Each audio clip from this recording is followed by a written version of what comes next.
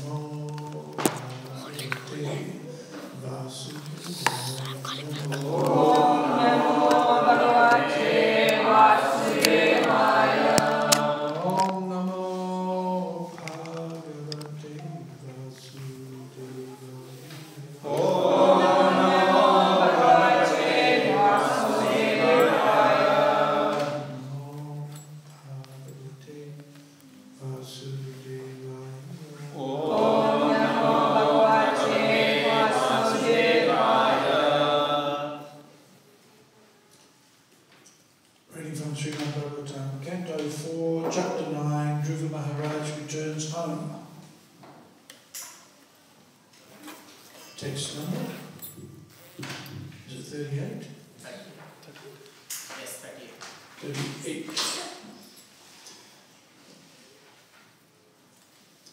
Shraddhaya Vakyam Deva Share. Shraddhaya Vakyam Deva Share. Harsha Vegena Darshitaha. Harsha Vegena Darshitaha. Varta Hartu Tikrito. Varta Hartu Tikrito. Haram Pradam Mahadhanam. Haram Mahadhanam.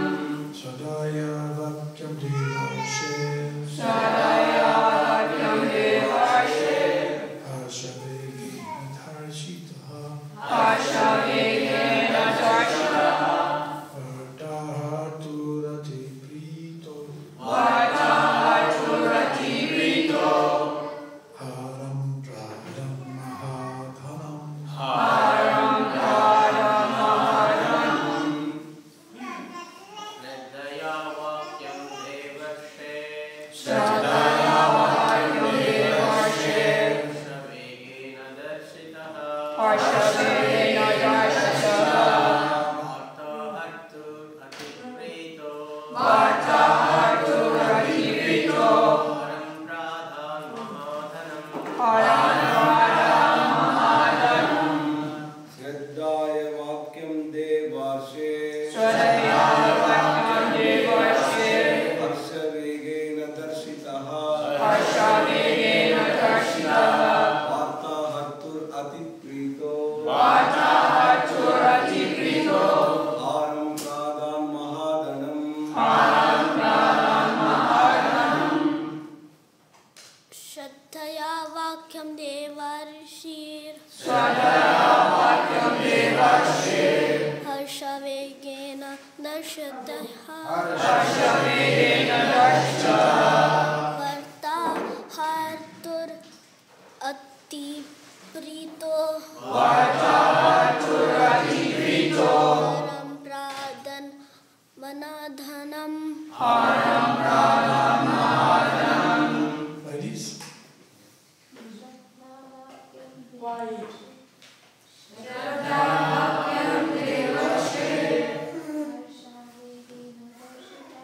Harsha Vegena Darshitaha.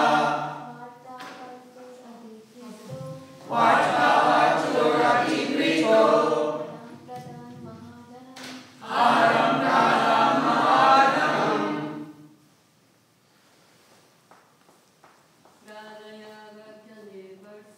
Shraddhaya Vakyam Deva Share. Harsha Vegena Darshitaha. Varta Hartu Tikrito. Haram Pradam Mahadhanam. Shraddhaya, Shraddhaya. keeping faith. Keeping faith. Vakyam, Vakyam.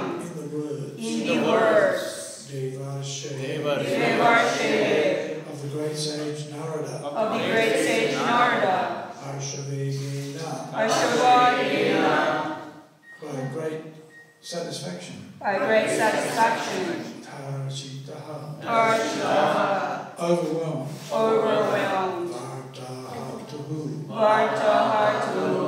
With the messenger. With the messenger. Who brought the news. Who brought the news. Atipritaha. Atipritaha. Being very satisfied. Being very satisfied. Haram. Haram. A pearl necklace. A pearl necklace. Radat. Radat. Offered. Offered. Mahadhanam. Mahadhanam. Very valuable. Very valuable. Although he could not believe the words of the messenger, he had full faith in the word of the great sage Narada. Thus he was greatly overwhelmed by the news, and he immediately offered the messenger a highly valuable necklace in great satisfaction. Can we just turn this down a little bit? There's a lot of booming. Booming, is it? Feedback. That's good. Text 39 and 40 and 41.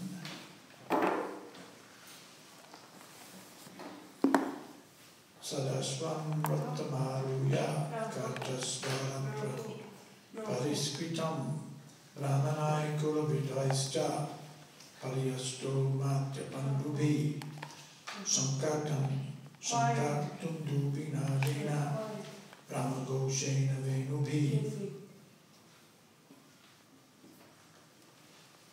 Nishchakrama Parva Purat Turnam Atmajabi Shanotsukaha. Then King Uttanapada, being very eager to see the face of his lost son, mounted a chariot drawn by excellent horses and bedecked with golden filigree. Filigree. Taking with him filigree. What's filigree? Filigree. Fine detail. Filigree. Fine detail. Yeah, maybe, yeah. Filigree. Like jari. Right, jari. Filigree. Decorations. What's the word? What's the word? What's the word here? Kartasvara Pariskritam, bedecked with golden filigree. Okay. Taking with him many learned brahmanas, all the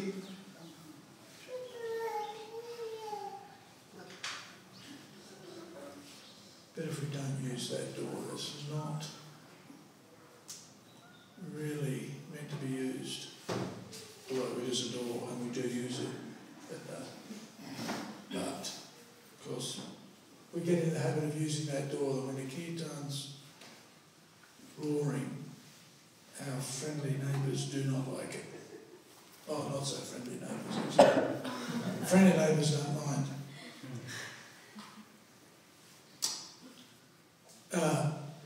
Taking with him many learned brahmanas, Brahmanai Kula Vidvaischa, all the elderly personalities of his family, his officers, his ministers, and his immediate friends, he immediately left the city. As he proceeded in this parade, there were auspicious sounds of conch shells, kettle drums, flutes, and the chanting of Vedic mantras to indicate all good fortune.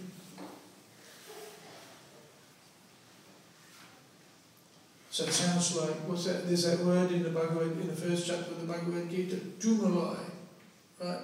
Tumultuous, a lot of noise. This symptomatic of a Vedic ceremony is lots of noise. Loud kirtan, yeah, kirtan, of course. In this case, what is it? It's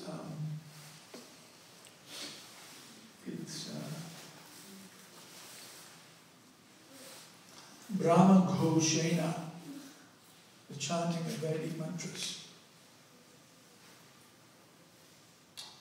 Suniti surichis chasya mahisyo rukma bhushite aruya sivikam sardham uttamenabi jagmatuhu. Both the queens of King Uttanapada, namely Suniti and Suruchi, along with his other son Uttama, appeared in procession. The queens were seated on a palanquin, purport. After the departure of Dhruva Maharaj from the palace, the king was very afflicted, but by the kind words of Saint Narada, he was partially satisfied. He could understand the great fortune of his wife Suniti and the great misfortune of Queen Suruchi, for these facts were certainly very open in the palace.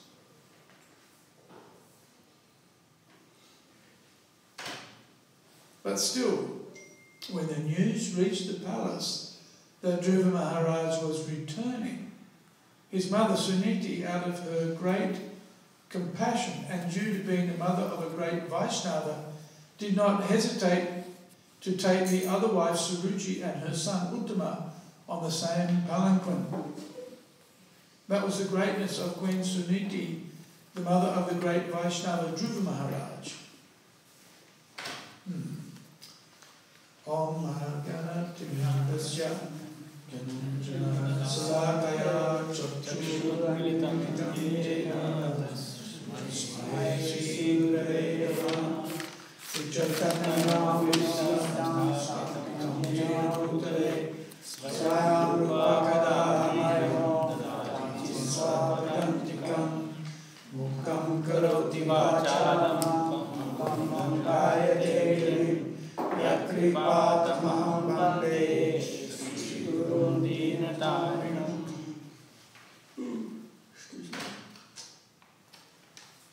I'll just read the next verse or two, because it doesn't have a purport either.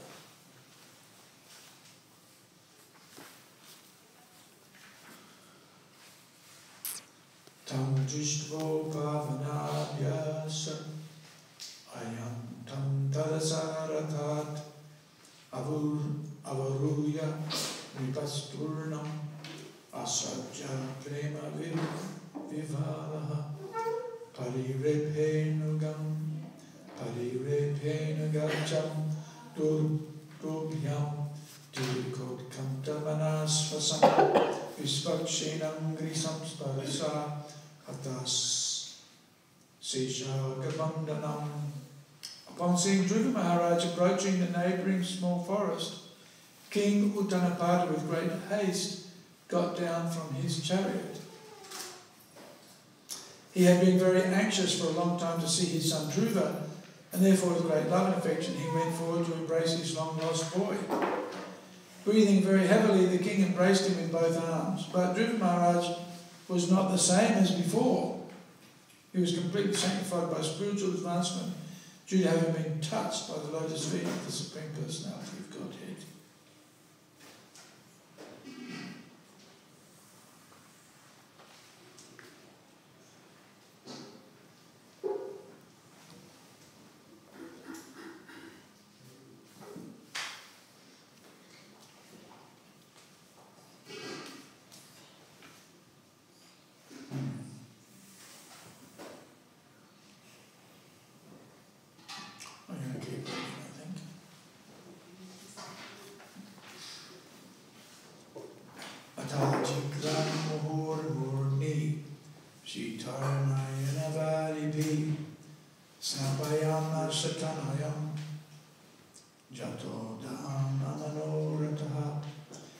Reunion with Dhruva Maharaj fulfilled King Uttanapada's long-cherished desire. And for this reason he smelled Dhruva's head again and again and bathed him with torrents of very cold tears. Purport. By nature's way, when a man cries, there may be... When one cries in great happiness,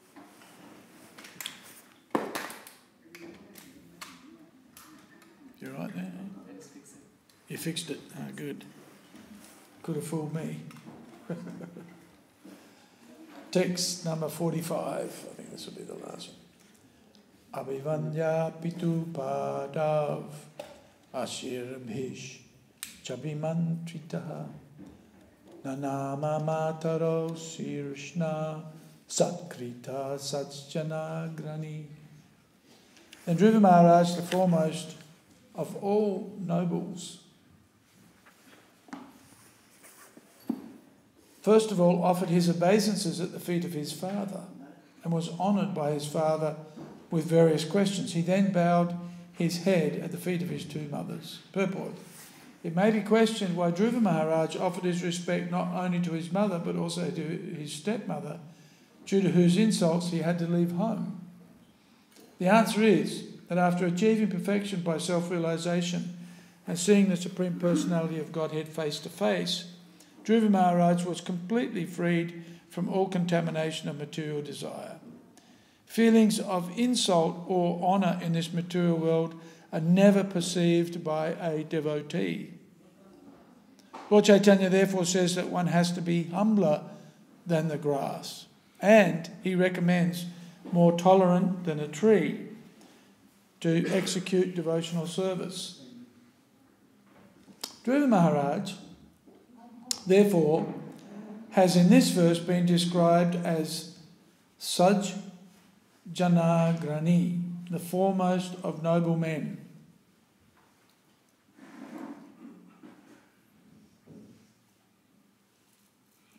The pure devotee is the noblest of all, and he has no feelings of animosity towards anyone. Duality due to animosity is a creation of this material world. There is no such thing in the spiritual world, which is the absolute reality.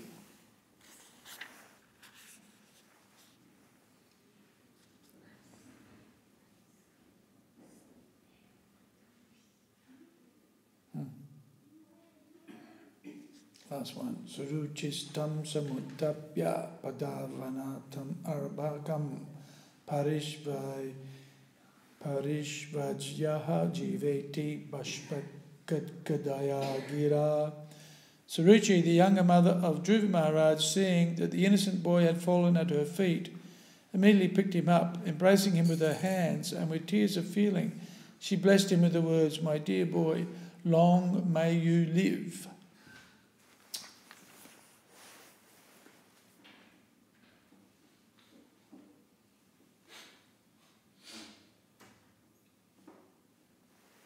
So, what's happening here? Dhruva Maharaj is coming home. And his father and his family members are very happy to see him.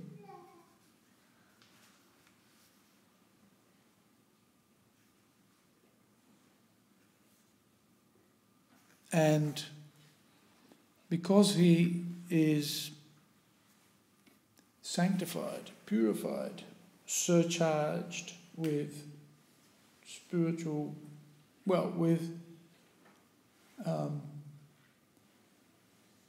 Shuddha Bhakti, he's pure-hearted,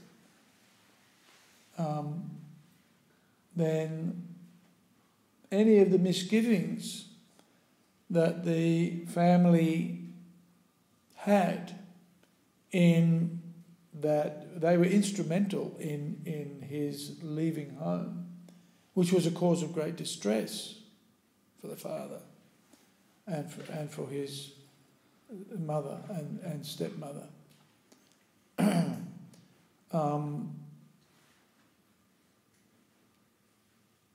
Because of his purity in heart and his lack of, anusuyave, isn't it? Lack of envy or lack of animosity.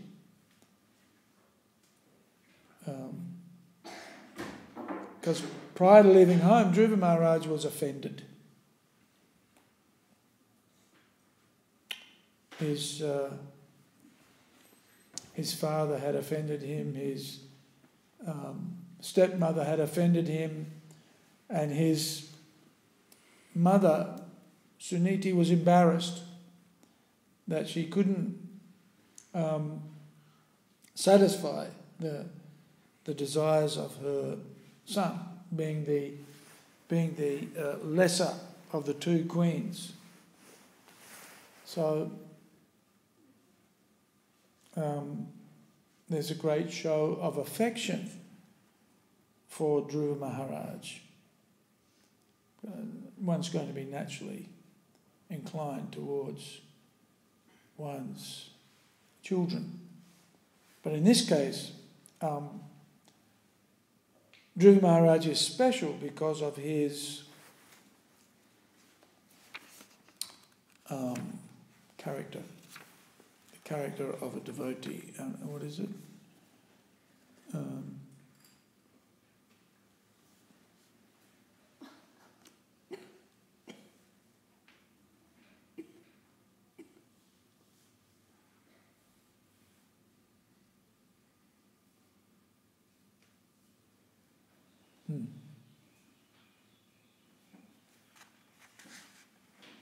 Oh, that's the next verse.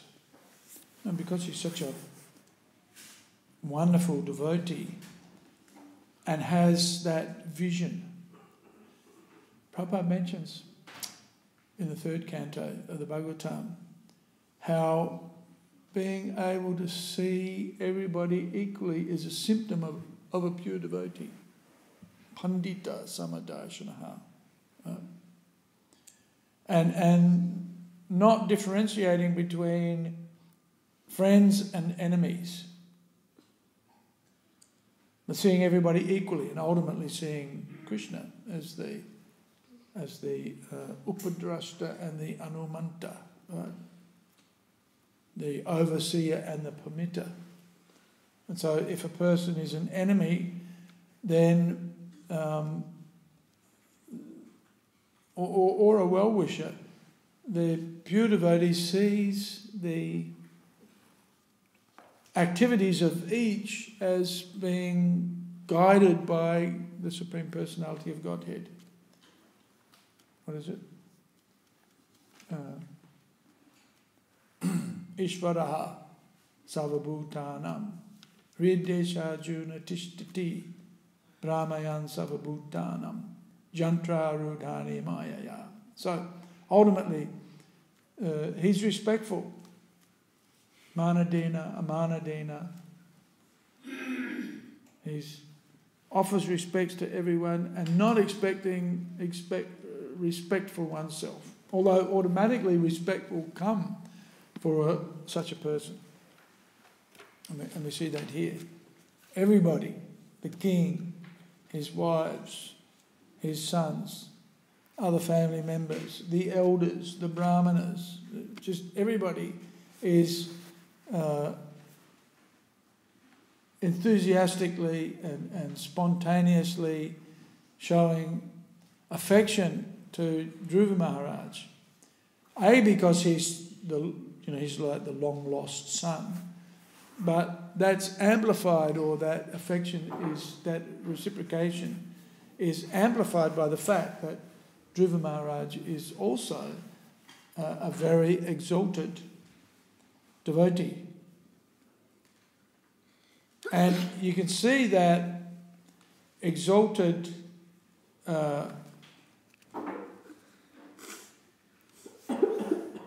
character in that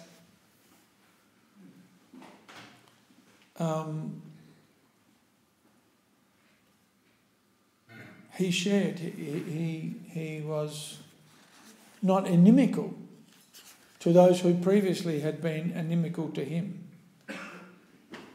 Right?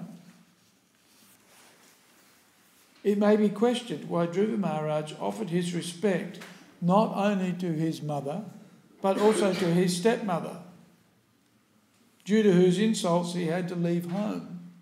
Right?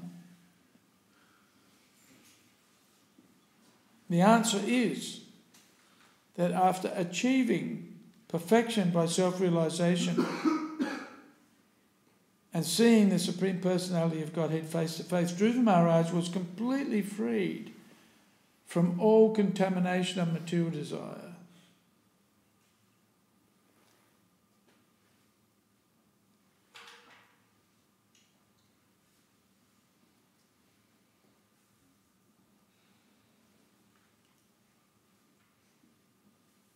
So what is that characteristic of? What is in his character? What are we seeing? What are the qualities that we're seeing in Dhruva Maharaj? Samadharshi. Yeah. Equal vision. What else? Humble. Yeah. Humble. Anybody else?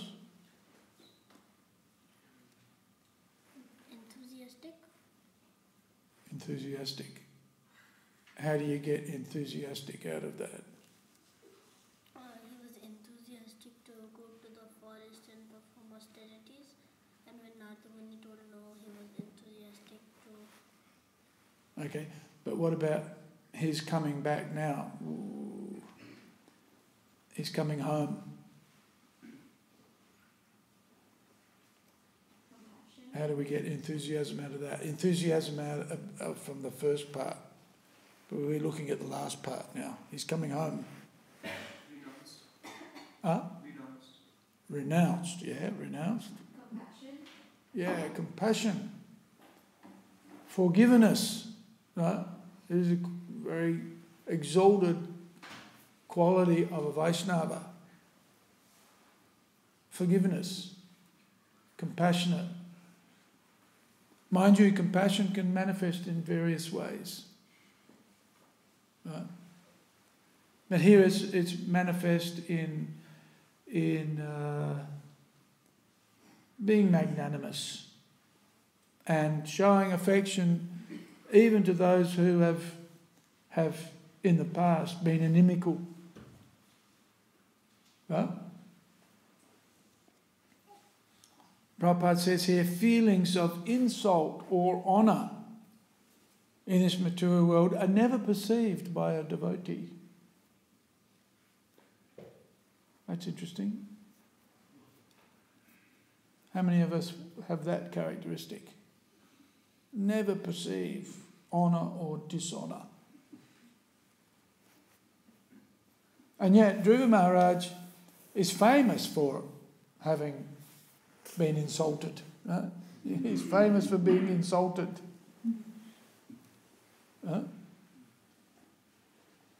He went off in a huff.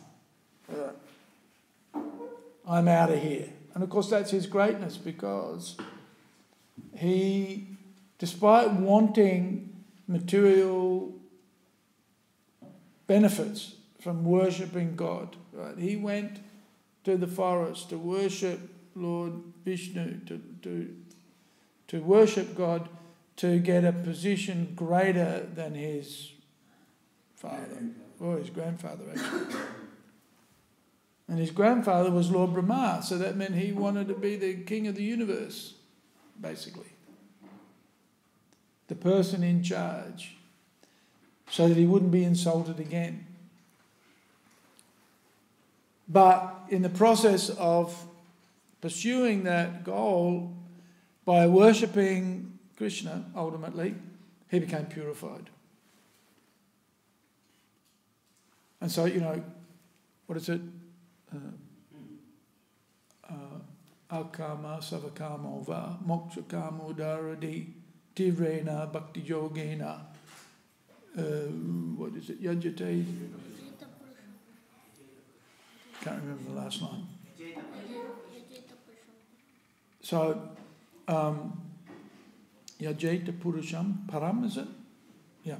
So, in the Bhagavatam it mentions, in the second canon of the Bhagavatam, that whether you are free from desire or have all desires, you should worship, and it's Tivrena Bhakti Yoga. Tivrena means very focused devotional service. So by focused devotional service, even though he was motivated by material desires, by the performance of bhakti he became pure. That's why it doesn't matter. Well, it's recommended that we become pure devotees, but it doesn't matter if we're not, because bhakti is more powerful than any material motivation. And Krishna, within the heart, will purify the sincere practitioner, and somebody who practices bhakti with great focus and attention will be purified. And we see that with Dhruva Maharaj here. And that purification will be that he considers any insult or any personal slight as being something insignificant. And the same with honour also, right? Honour also, right? The 6 Goswamis, Tuchavat, the Goswamis of Vrindavan were very elevated. Rupa and Sanatana Goswami, highly learned, wealthy and influential devotees, right? But they gave it up as being insignificant, right? So not only do they consider insults, but also, praise as being insignificant. This is, it goes both ways. And Prabhupada says here,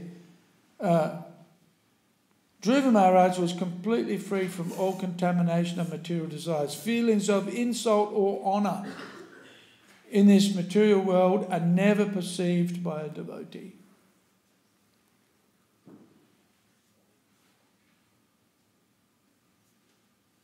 Although that doesn't mean that we shouldn't respect, right? There are standards of behaviour, there are etiquettes. Even for ourselves, we may not, but that if somebody is senior, we should honour them. Right? There is, like here, the devotee may not see honour or insult. That doesn't mean honour or insult doesn't matter. I'll just do what I like. Ignore this one, insult that one. The devotee doesn't see, but Krishna sees. The proper respect should be given to the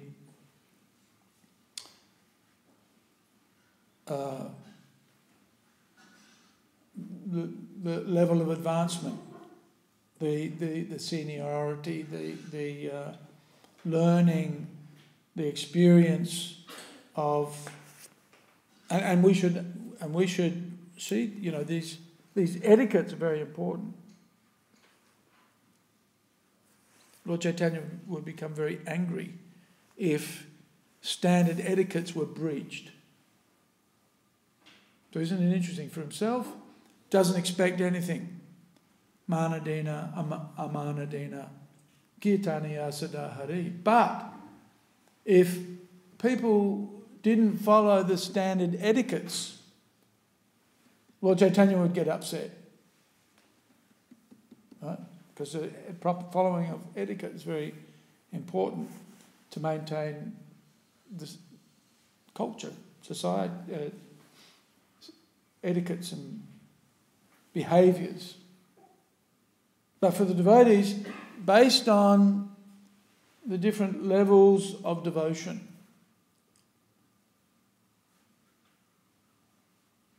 so the Kanishta Adhikari thinks himself the best devotee and doesn't like to be given advice.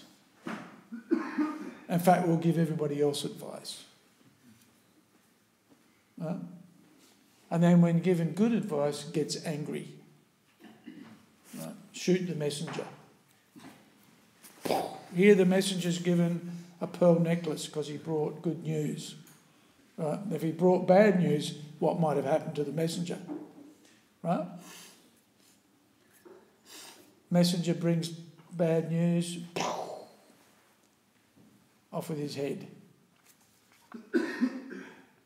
Good news, give him a pearl necklace. So the advice from Rupa Goswami is that we respect the Kanishta, or the materially motivated devotee, which Dhruva Maharaj was, in one sense, in the beginning. We can see his level of advancement. In 6 months he saw the Supreme Personality of Godhead. We think, well, not we think, we wish, we pray that we could be as elevated so quickly as Dhruva Maharaj.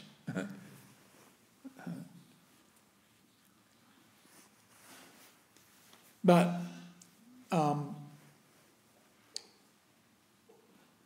the Kanishta Adhikari thinks he's the best devotee and doesn't like to take advice and worships the deity, and pretty much it's described in the Bhagavatam how the focus of the Kanishta is on the deity in the temple or on the spiritual master. There's another. If it's not Krishna, the deity, it's on the guru. And tends to ignore the other devotees.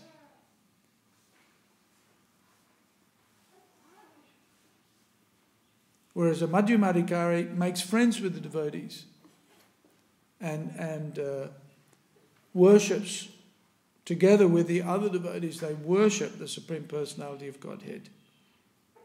And they make friends with the devotees. So make friends. In making friends with others, realises at some point that I'm a devotee, yes, and a devotee is the best amongst men. Right? Anybody who chants Hare Krishna is considered to be the best amongst men. But there are some devotees who chant Hare Krishna who don't follow the rules and regulations, or they're still motivated by Dhruva Maharaj. He wanted to worship the Lord, but he wanted that worship was for material purposes, for material benefits. Whereas the real purpose or the real benefit from worshipping the Lord is to realise, to come to the point of self-realisation, and that one is dependent, not independent, and that one is empowered by and guided by Krishna. Within the heart as the super soul, externally in the form of the spiritual master, in the form of the Shastra, and also in the form of the devotees. This is how Krishna manifests. You know, the devotees that we met, first of all, they may not have been as powerful or as potent as somebody like Srila Prabhupada, right? But because they delivered Prabhupada's message, there was potency in that message, even though it may have come from a not very advanced devotee. Right? But it has potency because ultimately it's the message coming from Krishna. And if it weren't for those devotees, then we wouldn't be here now. So even the neophyte or the most materially motivated devotee is still honoured and respected, just may not be associated with so closely. Right? Whereas the Madhyam Bhakta is usually a devotee who's taken initiation, who's a sadhaka, who's following the process of sadhana bhakti strictly, and is at the point of making friends with the devotees. He realises, actually, I'm not such a good devotee. not as good as I thought I was. And there's benefit in associating with all devotees. Just like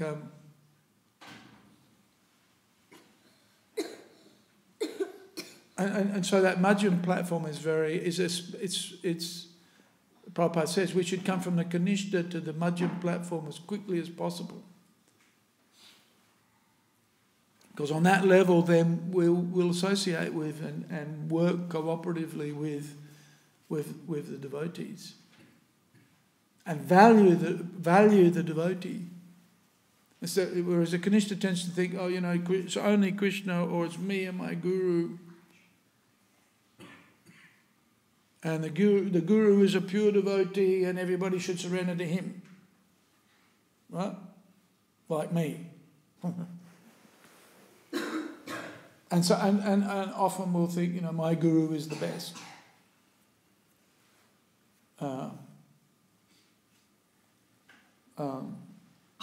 But then disrespect others.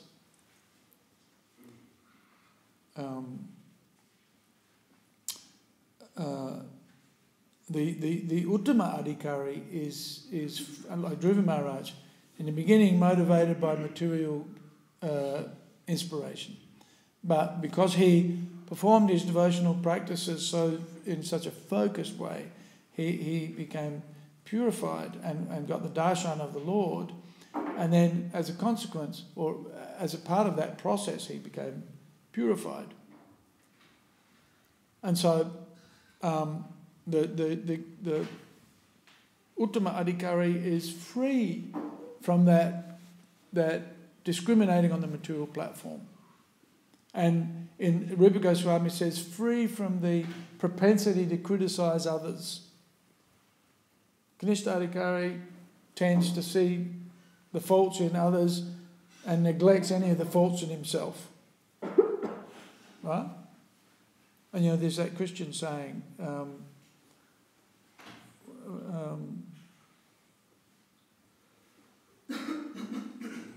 what is it?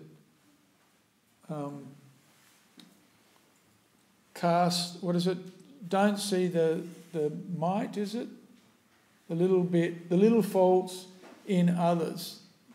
I've forgotten I can't remember it's a biblical term, which means like a little splinter in your eye. Don't see the splinter in others when you've got a big log in yours, right? So you've got great big faults in yourself, but you can only find little faults in others, and you minimise your faults and make it look like they're very small. Then you magnify the faults of others, right? This is Kanishta mentality.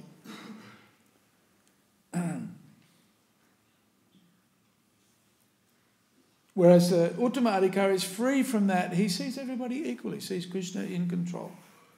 And even if somebody's an enemy, then they see them as Krishna's representative. Ideally, that's what we should see.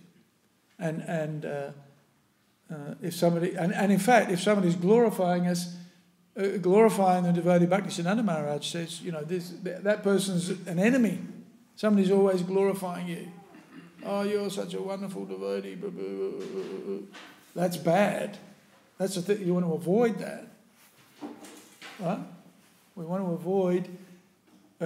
to avoid anybody who criticises us and be around those who say what a wonderful fellow we are. That's what we like. That's dangerous.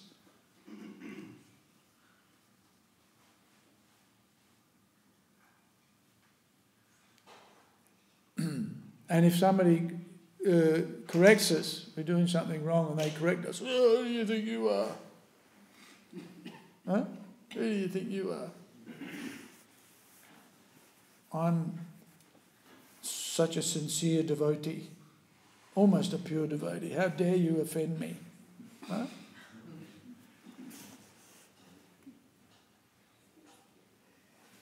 So we have to be careful about this. There's envy. It's motivated by envy. We should be anasuya, without envy.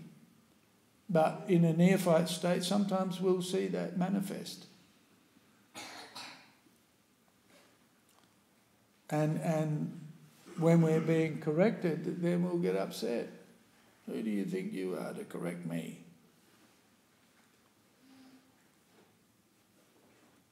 So, a very interesting pastime in the Anchalila of the Chaitanya Charitamrita. Sanatana Goswami had gone to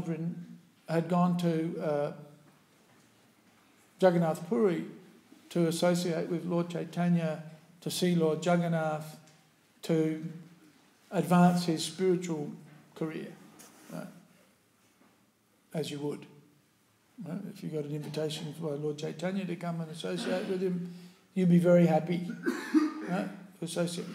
But on his way through the Jarikanda, was it the Jarikanda forest? Through the forest, he drank water that was contaminated, and as a result, it caused eczema on his skin, which burst into weeping sores, right? So Sanatana Goswami was very unhappy because he felt that he wasn't achieving his spiritual goals of being purified by the association of Lord Chaitanya and by being in Jagannath Puri. Right? He couldn't enter the temple. He wouldn't walk near the temple because he had these sores, and he didn't want the priests to touch him, because if they touched him, then he'd be contaminated. They'd be contaminated. Cleanliness, in other words. He was very acutely aware of the standards of cleanliness, just as we should be. If we're worshipping the deity, then we should make sure that everything is fastidiously clean. This is Saucham is a symptom of a Brahmana. It's also the symptom of a devotee. So Sanatana Goswami, and whenever he would visit Lord Chaitanya, then Lord Chaitanya would want to embrace him, and he just every time Lord Chaitanya would embrace him forcefully, he would stay away, and Lord Chaitanya would say, "Come here." And he'd say, "No." And then Lord Chaitanya would grab him and hug him. And he said, "Oh, no, you've just become contaminated by touching me." Sanatana Goswami is a very deeply humble devotee. So whenever Lord Chaitanya would touch him, he'd touch his sores, and Lord Chaitanya would get, notionally in Sanatana Goswami's mind, get contaminated by touching him. And so he thought, "Oh no, another offence." So he was becoming deeply depressed because he felt that his spiritual goals weren't being achieved, right? And that he was committing offences. So he spoke with Jagadananda Pandit in the course of trying to work out what he should do. And with Jagadananda Pandit, he had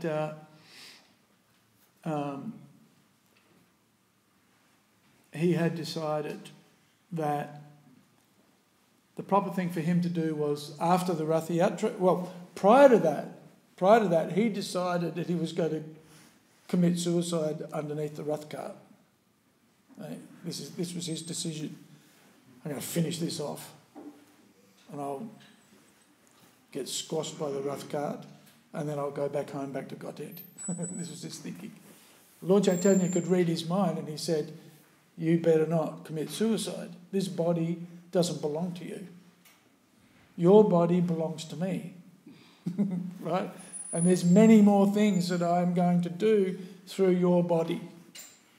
Right? And he said to Haridas Thakur, he said, "What kind of a devotee is this? Right? What kind of devotee is Sanatana? He can't look after the property of others. Right? I've given him this body, and now he wants to destroy it." So Lord Chaitanya was quite critical and of Sanatana. So again, he was somewhat depressed because Lord Chaitanya was glorifying him, actually. He was upset because Lord Chaitanya was saying, you're a very advanced... Of course, in one sense he was criticising him, but in another way he was praising him and glorifying him. Especially that's why he would embrace him. And Sanatana Goswami didn't like that at all. So he had a chat with Jagadananda Pandit. And with Jagadananda Pandit, they decided, yes, the right plan is that after the Rath festival, I can't commit suicide, and I'm not making any progress here, I'm just offending Lord Chaitanya, I will leave and return to Vrindavan because that's the order of of Lord Chaitanya, and that's what I'll do after the Rath Yatra. So when Lord Chaitanya heard this from Sanatana, and Sanatana said, I've consulted with Jagadananda and he thinks it's a good idea, then Lord Chaitanya became extremely angry. And he said, who is this Jagadananda Pandit? He's just a young man, a young boy. He's just a junior. How come you're so much senior than him? Sanatana Goswami is, obviously one of the 6 Goswamis, very exalted personality. And so Lord Chaitanya got really upset. He said, you shouldn't be taking advice. Jagadananda, you shouldn't be giving advice to Sanatana Goswami. Right? Now, then Sanatana got really upset. He got really upset because he said, I can see that you're favouring Jagadananda Pandit over me. Right? You're showing him much more affection by telling him off. You never tell me off like that, so therefore you love him more than me. Right? So Sanatana Goswami got even more upset because he wasn't getting chastised the way that Jagadananda Pandit was. Right? So isn't it interesting? Isn't it interesting, the character of Sanatana Goswami? He was being praised by Lord Chaitanya, and he didn't like it. And then when Jagadananda Pandit got told off, he felt, oh, you're just ignoring me. You're showing affection to Jagadananda Pandit. Why don't you tell me off? Right? Like that. So isn't it interesting how Sanatana Goswami considered that when Lord Chaitanya was chastising Jagadananda Pandit, that he was showing him more affection than when he was praising him. Right? Usually we want everybody to praise us. And then when somebody tells us off, we get upset. What are you telling me off for? Right? But Sanatana Goswami is saying, how come you're not telling me off? Although he was on occasion. Actually, Chaitanya Mahaprabhu was actually being quite firm with Sanatana Goswami, but at the same time appreciating his good qualities. Sanatana Goswami is described by Lord Chaitanya as being the emblem of the demigods and of being a strict adherent to sadhana and sadhana practices.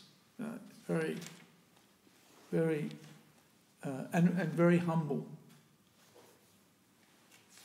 He was praising both Sanatana and Haridas, because Haridas and Sanatana Goswami both very, very humble devotees who didn't think they were very advanced at all. And so when Lord Chaitanya glorified them for their good qualities, they became very embarrassed, very, very afflicted by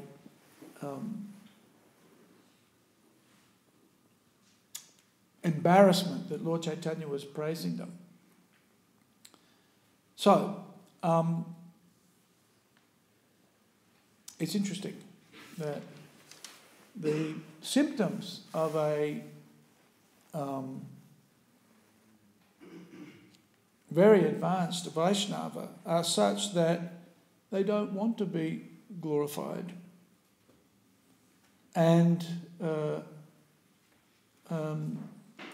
they actually don't mind being chastised, right? They don't mind being corrected. And that they see from a very different perspective. When somebody's praising them, then they feel as if that person is not seeing things from the proper perspective. And when they're being chastised, then they appreciate, they value that. Which is interesting here because Prabhupada says feelings of insult or honour in this material world are never perceived by a devotee. Right? Yet we saw in a character of Sanatan, when somebody was honouring him, he felt he felt like you're putting me in a bad position here. And even though he was being somewhat chastised by Lord Chaitanya, he was upset when Lord Chaitanya was firmer and harder and stricter on Jagadananda Pandit. He wanted the correction. The devotee wants the correction, and it is painful, to be criticised and to be chastised is painful. Anybody here like to be chastised?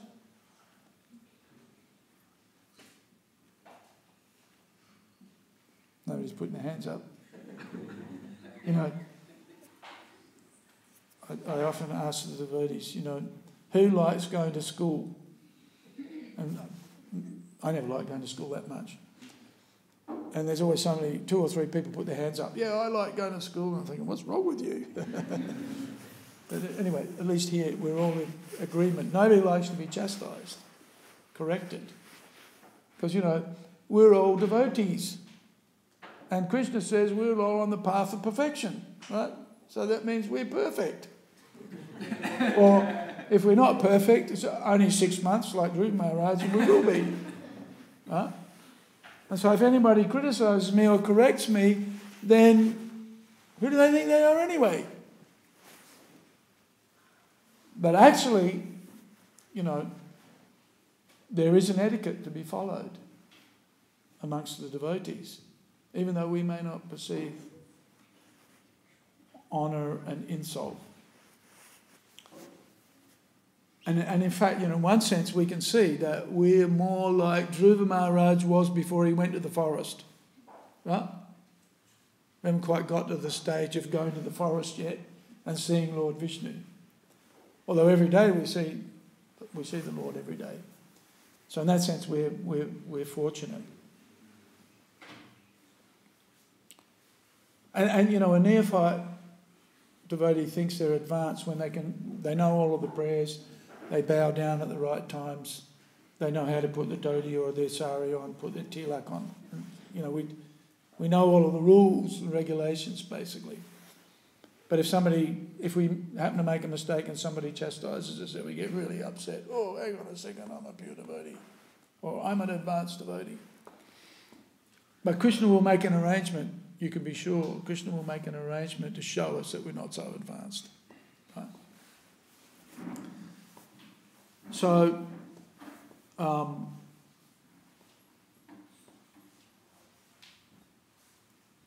we certainly want to become, what is it here? Sajjana granahi. Sajjana agrani, which means the foremost of the nobles. Sajjana. Sajjana means, what does that mean? It's like Sajjana. Sajjana means Gentleman, yes. But Sat means of the permanent, right?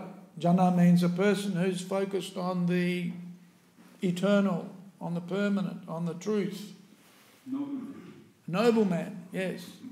And all devotees are noble men and women, right? That's why we offer Vanchakalpa, Tarubhyascha, we offer our obeisances to all of the devotees. Because why? Because they're all trying to purify and make progress in spiritual life. They're the people we want to associate with. So, but at the same time, we're not doing it for honour or for respect. Even though we may be respectable or respected, that's not the reason why we do it. And you can see that in the character of somebody like Dhruva Maharaj, who in the beginning had that motivation, let me be respected. But in the end, he became free from that desire for honour or dishonour even. And so when the chariot came, he didn't mind that his stepmother or his father who had insulted him and his stepmother who had insulted him, he had transcended that insult. He saw it as insignificant, and even his desire for material acquisition, he saw that also as insignificant. The mood or the rasa of bhakti, the bhakti rasa, was more satisfying to him, and it is more satisfying to us than any position or any respect or honour. The respect and honour is insignificant. Material respect and honour, material acquisitions are insignificant when one has attained that bhakti rasa or that mood of service to Krishna. There's nothing more satisfying and more pleasing to the devotee than just having that opportunity to render service to Krishna without any motivation. Because without that motivation, then one gets the opportunity to see Krishna in any circumstance, on any occasion. And that's more satisfying. And so in one sense, for the devotee, if he's being or she's being minimized or criticized, that's considered more beneficial than having others praise us. Because there's always the danger in being praised that we'll get a bit full of ourselves, get puffed up. Whereas if somebody's always dressing us down, even it may not be necessarily correct, but if somebody is rather than praise us and glorify us, they're finding fault, then in one sense the devotee embraces that, like Sanatana Goswami said to said to Lord Chaitanya, you're criticising him, why do you do that to me? Because that's actually beneficial. To be corrected by the spiritual master, be corrected by the devotees, means that we can improve. And that we could take advantage of that correction and use it in our favour to become a more sincere and more honest and more humble devotee. And that's why Dhruva Maharaj is attractive, because the quality, humility, forgiveness in this case, he's forgiving those qualities in a devotee, symptoms of Suda's bhakti, like pure devotion. They're attractive, like anything. Everybody's attracted to that personality, to those characteristics of a person who's engaged in pure devotional service and who tends not to see fault in others but sees the fault in themselves. So if somebody comes along and helps us by giving us, there's that saying, feedback is the breakfast of champions, right? And it can be painful, but very beneficial. If people keep on saying, you're this, you're that, you're the other thing. The tendency for us is to just ignore it. It's a symptom of our pride. But if that appraisal is delivered by the devotees, even though it may be painful if we can hear it, we might have heard it 10 times before, but we actually listen. There's a difference between hearing and listening, right? And then, you realise, oh, well, is that what they've been talking about? I've only been hearing that for the last 5 years. Right? So maybe I can take that on, that advice on. Whereas Prabhupada says, you give a fool good advice, what does he do? What happens? If you give a fool good advice, they get angry. Right? So we have to learn the art of receiving advice. And keep in mind that not everybody will be expert in delivering advice. So it may come in the form of very bitter medicine. Right? We like to take our medicine with a sugar coating. Right? But sometimes the medicine, and in fact this is what Sanatana Goswami said, you're feeding me, what is it? Nim, you know what nim is? Bitter. He's been praised by Lord Chaitanya. But he says, you are feeding me, and there's another one, Nishandi, is it Nishandi? Huh? Nishinda. Yeah, it's another tree of a leaf of a tree that's very bitter. Right? But if the good medicine is the bitter medicine. And sometimes, in order to get the medicine, it has to be delivered in the bitterest form, because if it's sweet, we don't think it's going to work.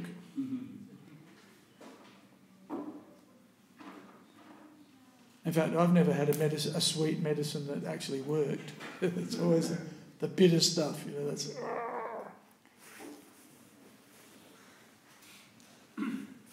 So,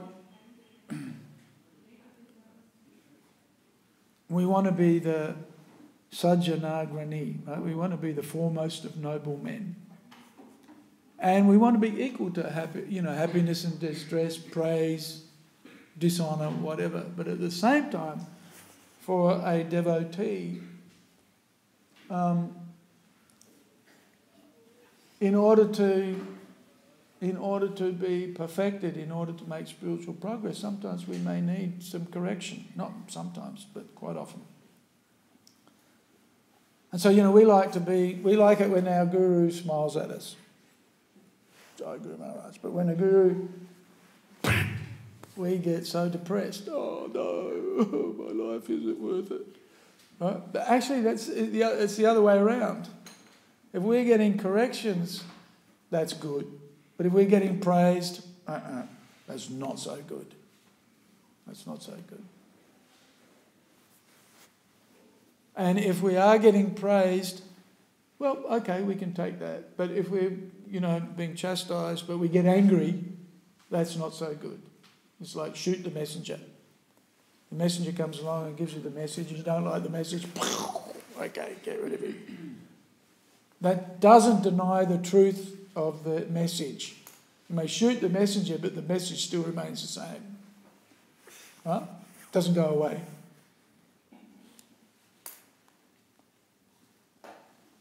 So this character of Dhruva Maharaj is a very wonderful character. That's why he's in the pages of the Bhagavatam, because he started off as a innocent boy, but still with material motivations. When we see little baby, we think, oh, the little baby, oh, how cute. Didn't do anything wrong, right? But, how come he's there in a material body? If he's a baby in a material body, that means he's already got material motivations. That's why he's in a body. Sometimes bad things happen to little babies, and we think, oh, why? Well, because he was a nonsense. Right? We tend to think, oh, innocent. not innocent. And even the devotees. We're meant to, devotees are good. And if we're a devotee, that means we are good. Right? But that doesn't mean we're perfect. So we have to be careful about getting too full of ourselves. And Krishna will arrange it so that we don't. And when he does, it may be painful, but embrace that pain because actually it's good for you. What's that saying? No pain, no gain. So in spiritual bodybuilding, right? No pain, no gain. In fact, that's the character build. That's character building. And you know, if somebody is giving us good advice, and we tend to get angry, we should perhaps hold that tendency to get upset and listen to the message. Don't shoot the messenger. Listen to the message. It'll be painful, but if it's painful, it's good. Right? It's good for us, actually.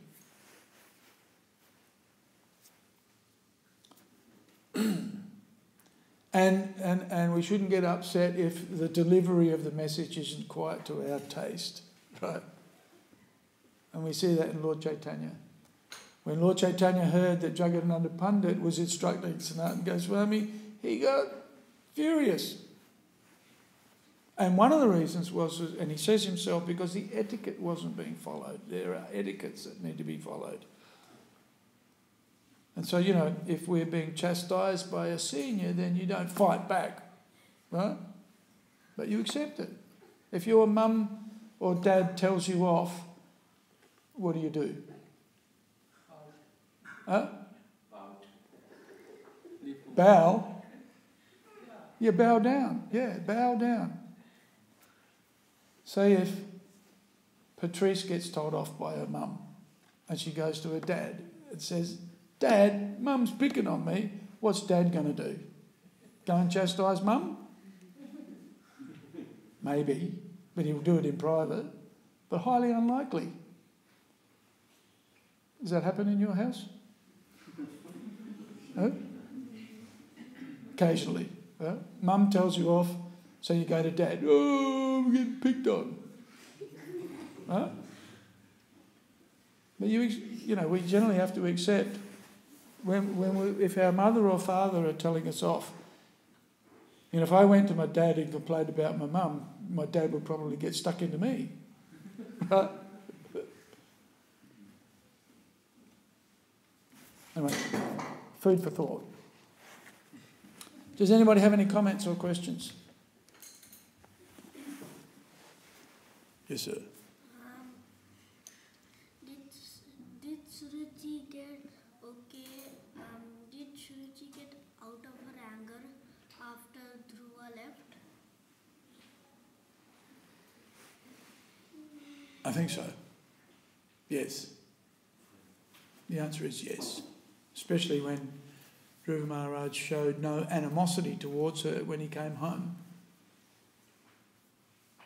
Right? Yeah.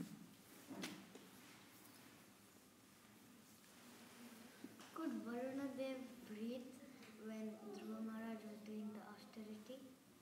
Could? Who? Could Varuna Dev breathe? Breathe? I don't think anybody could breathe. The demigods went to Lord Brahma and said, we've got to do something about this guy. Because nobody could breathe. Right? That's amazing, huh? He's about your age, actually younger than you. Imagine that.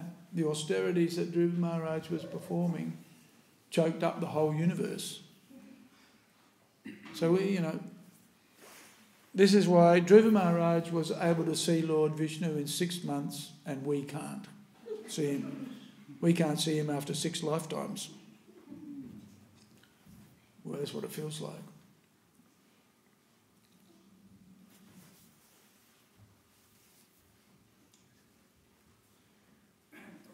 Did King and his wives, Suruchi and Suniti, so did they, when they came for us. So Yeah. if they come to respect or receive him because of the adoration or the respect he has received, or just because of the love of the son. Because earlier he went out 6 months after the home, so no one actually stopped him. Well, how do you feel when your daughter goes, say, to camp and stays away from home for a week, right? And then how do you feel when she comes home? It's a great feeling. Eh?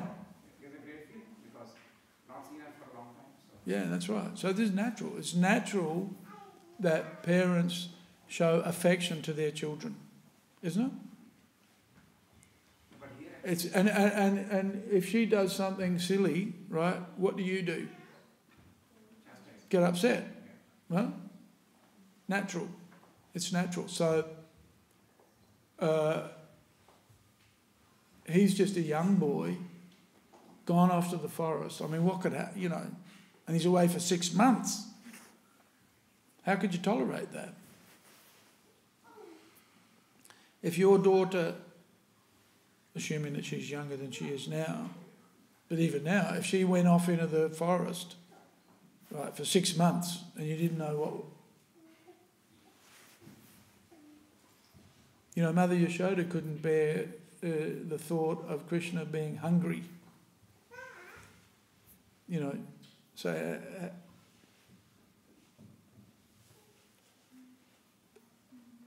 So there's a natural affection that the family will show, even if it's not your child. Or shall we say it's a nephew or a niece, you'll still, because of that family connection, familial connection, then there'll be some feelings of concern. And so when they come home, then it's like that feeling of concern is dissipated. So that's a relief. So naturally they're going to feel happy because of their family relation. And they're even more happy because they're glorifying a devotee, and a pure devotee at that. So there's more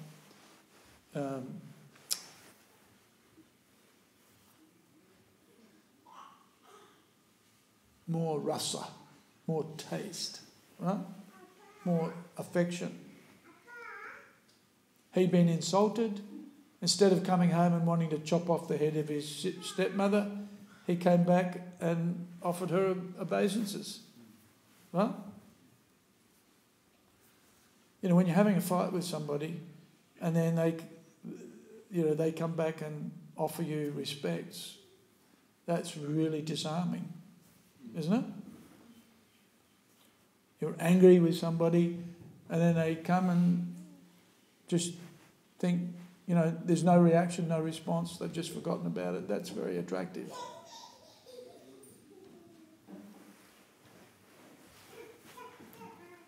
So, and you know, in families there's fights. Have you noticed? Do you ever fight with your daughter? Yeah. Heavy disagreements, right? Things ever get thrown around? Bodies? Pots and pans? I remember fighting with my father. My father, I have it too, but kind of learned to control a little bit. But my father had a ferocious temper. He could go from... He's faster than a Porsche. He could go from 0 to 100 kilometres an hour in about a fraction of a second. And you would never know it. You know, sometimes I didn't know. What did I do? So, but, you know, it's understood there'll be disagreements in the family. Husbands and wives disagree, right? You ever had a disagreement with your wife? Good. At least you're not lying. But it's not taken that seriously. But in those disagreements, there's also, it's actually a sign of affection, right? Or if you're getting angry with your children, why do you get angry with your children? Because you have such affection for them, you want to see them the best for them, and then when they do silly things, do you do silly things, Chaitanya? Eh? Yep, he does.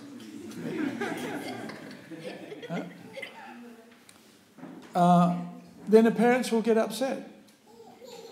So this is just natural show of affection. Plus the fact he's a devotee, and so that affection shown to a devotee is amplified because of the good qualities of the devotee.